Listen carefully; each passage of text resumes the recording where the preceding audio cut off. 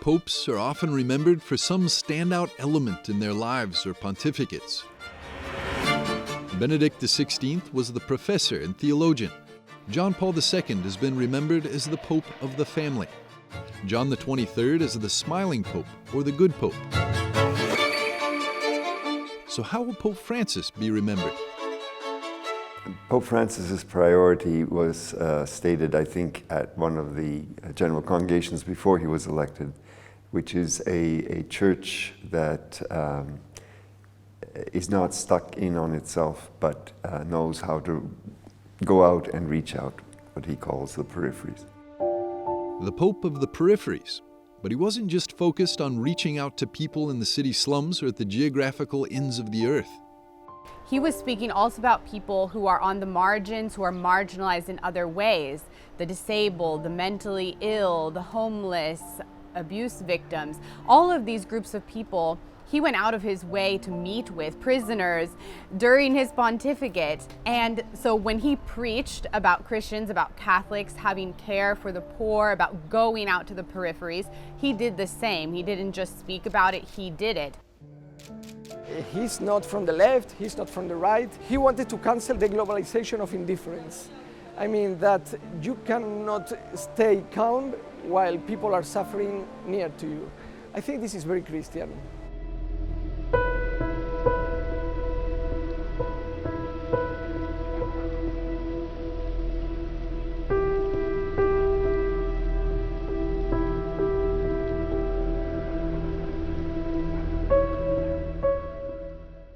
And as the whole world suffered at the outset of the COVID pandemic, it was Pope Francis who encouraged us all through it.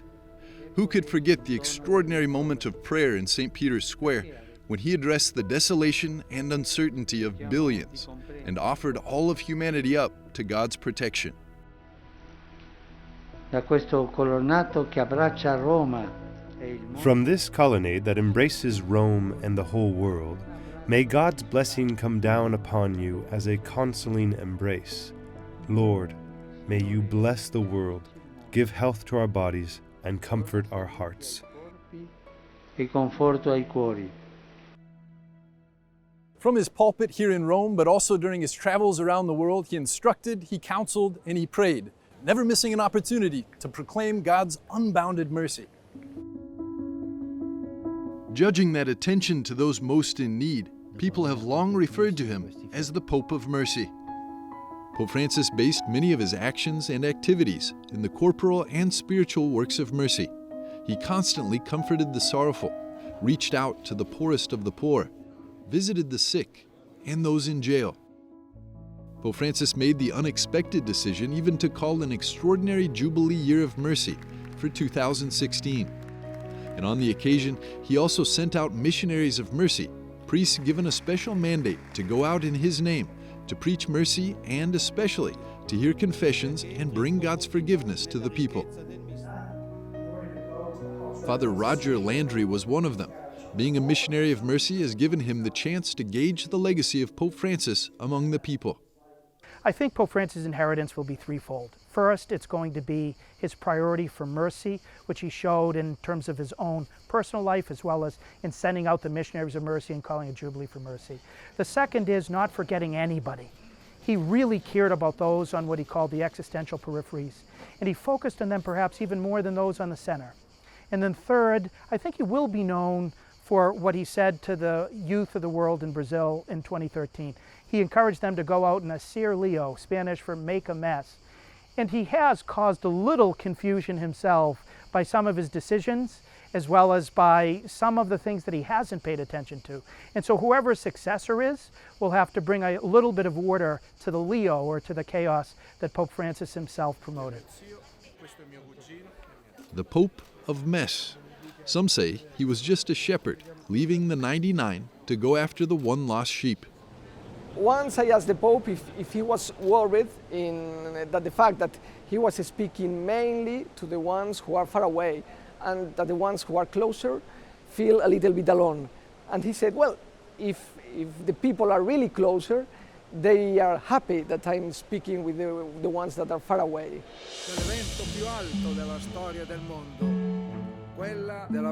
Just as his namesake, Saint Francis, Pope Francis took on rebuilding the church. Some referred to him as a reformer, as he created a new apostolic constitution to restructure how the Roman Curia serves the Pope and the Church, and invited church leadership to be synodal, a group effort guided by listening.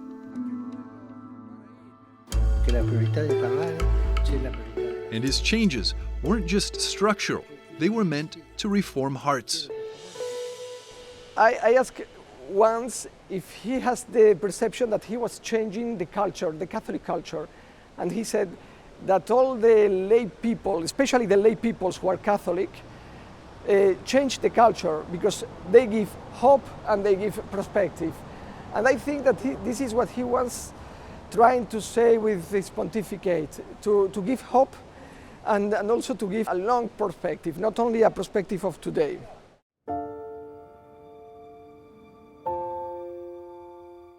To give hope. He dedicated the 2025 Jubilee Year to hope, titling the official papal bull of indiction, Spes non confundit, Hope Does Not Disappoint. In it, he wrote, Christian hope does not deceive or disappoint because it is grounded in the certainty that nothing and no one may ever separate us from God's love. A key message in Pope Francis's reign, so much so that he titled his 2025 autobiography simply Hope.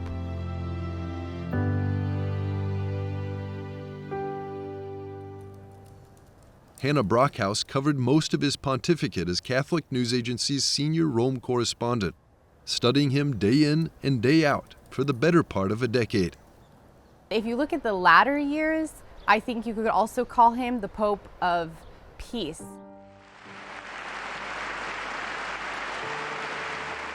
He focused a lot on messages of peace. He made many appeals for Ukraine during the conflict with Russia. And he was also the first pope to visit Iraq, and he was also able to set foot in the Democratic Republic of Congo. That was really important to him. There, in both places, he gave really important messages of peace, and even just by being in those places, a strong message of peace. His emphasis on a synodal church, and I think his emphasis as well on ecumenism, on Christian dialogue, interreligious dialogue, I think he made some huge strides in those areas and in unifying the church and bringing us one step closer, hopefully, to being unified in those areas. In other areas, people may feel more divided over some of the decisions Pope Francis made. The Pope of Unity. He hired Argentinian Marcelo Figueroa as the first Protestant columnist in the more than 160-year history of the Vatican's newspaper. He's a pope that opened himself in a productive, exciting, determined way, with Peripheries, as he says, to the true encounter with Christians of other faiths, with the Muslim, with the Jew, with indigenous peoples, with all religions. And really, he had such a great impact that he will perhaps be remembered as the most important ecumenical, interreligious, and intercultural figure in the history of humanity.